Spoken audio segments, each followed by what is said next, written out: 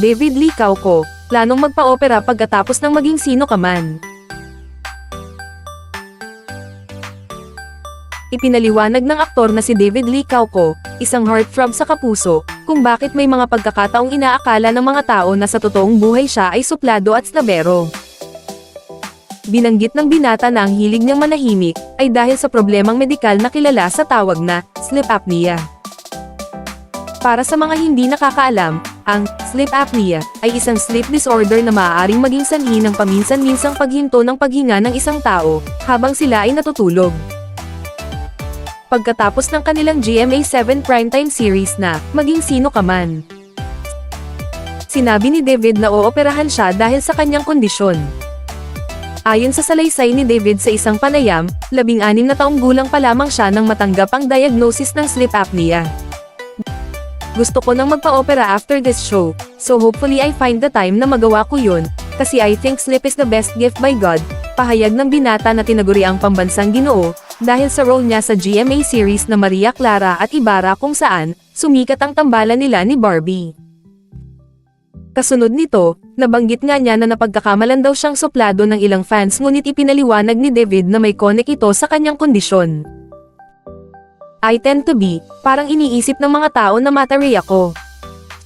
Suplado, but actually may nappy feel kasi ako sa umaga na bigat so parang wala ka sa mood, so I had to work out, pahayag pa ng aktor.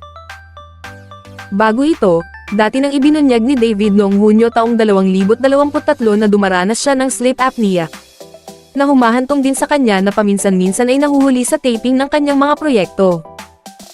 My breathing stops for like mga 30 seconds straight, 24 na times in an hour. So, all throughout the night, hirap ako So stressed ako. So paggising ko sa umaga, I'm stressed also, aniya. Anyway, puring-puri na naman ng mga manonood sina Barbie at David sa bago nilang serye na Maging Sino Ka Man, na TV remake ng blockbuster movie ni Sharon Cuneta at Robin Padilla.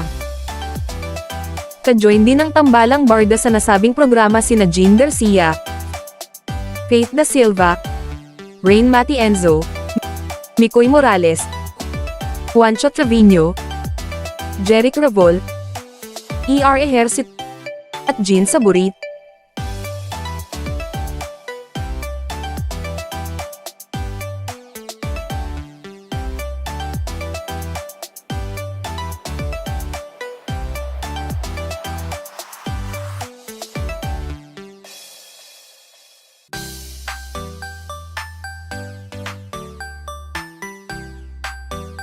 Huwag kalimutang i-like ang video na ito at mag-subscribe sa aking channel.